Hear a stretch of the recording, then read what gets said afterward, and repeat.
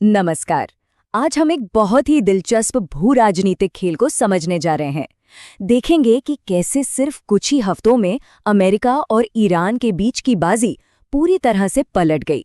चलिए पता लगाते हैं। तो कहानी की शुरुआत होती है कुछ हफ्ते पहले राष्ट्रपति ट्रंप की इस आक्रामक घोषणा से।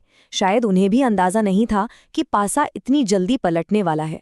और यही आज का सबसे बड़ा सवाल है। आखिर ऐसा क्या हुआ कि सिर्फ 8 हफ्तों में अमेरिका इतना पिछड़ गया? चलिए इस रहस्य की तह तक चलते हैं। इस पूरी पहेली का जो पहला टुकड़ा है वो मध्य पूर्व के समंदर में छिपा है और ये जुड़ा है ट्रंप के सबसे बड़े हथियार से, नौसैनिक नाकाबंदी। प्लान देखा जाए तो काफी सीधा था। स्ट्रेट ऑफ हॉर्मुज, जो ही दुनिया का एक बहुत ही अहम समुद्री रास्ता है, उसे कंट्रोल करो और ईरान की कमाई का जरिया यानी तेल का व्यापार पूरी तरह से बंद कर दो। अब ये जो नंबर स्क्रीन पर है 34, ये बहुत दिलचस्प है। पता ये क्या है? ये कम से कम उन ईरानी टैंकरों की संख्या है जो अमेरिकी नेवी की इतनी तगड़ी नाकाबंदी को चकमा देकर निकल गए, सीधे उनके सामने से। तो सवाल ये है कि वो ऐसा कर कैसे रहे हैं? देखिए, स्वतंत्र ट्रैकर्स बताते हैं कि ईरान बहुत चालाकी से काम ले रहा है। कभी अपने जहाज़ों के ट्रांसपॉन्डर बंद कर देते हैं, तो कभी पाकिस्तान और भारत के तटीय इलाकों से सेट कर निकलते हैं। और ज्यादातर ये सब रात के अंधेरे में होता है। अक्सर जब कोई रणनीति विदेशों में नाकाम होती है तो उसका असर देश के अंदर भी दिखता है। और यही हमें हमारे दूसरे सुराग तक ले आता है, पेंटागन के अंदर की उथल-पुथल। और ये मामला इस अंदरूनी दरार को बिल्कुल साफ कर देता है। देखिए, दुनिया को बताया गया कि नेवी सेक्रेटरी को नए युद्धपोतों के डिजाइन पर असहमति के चलते हटाया गया, लेकिन असल वजह शायद हॉर्मुज में नाकाम होती नाकाबंदी का ठीकरा उनके सिर फोड़ा गया। और ये कोई इकलौता मामला नहीं था।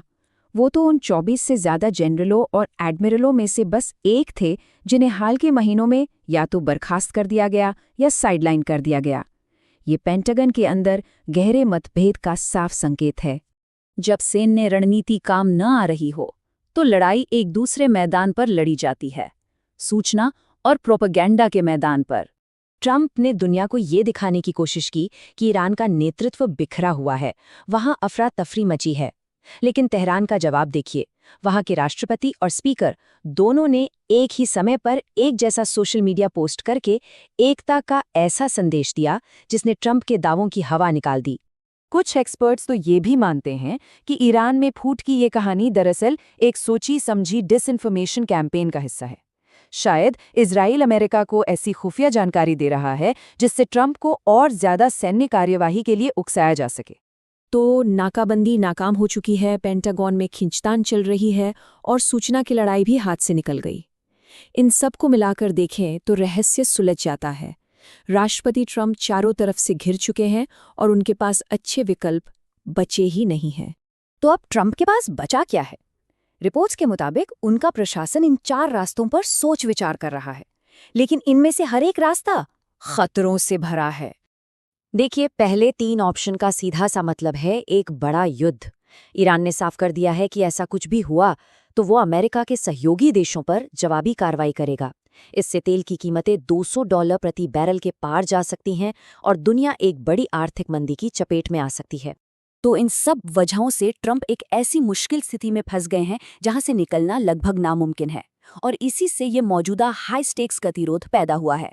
कुल मिलाकर बात यह है कि अब वक्त ईरान के साथ है।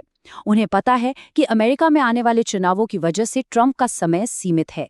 देश में बढ़ती महंगाई और तेल की कीमतें ट्रंप पर दबाव बना रही हैं।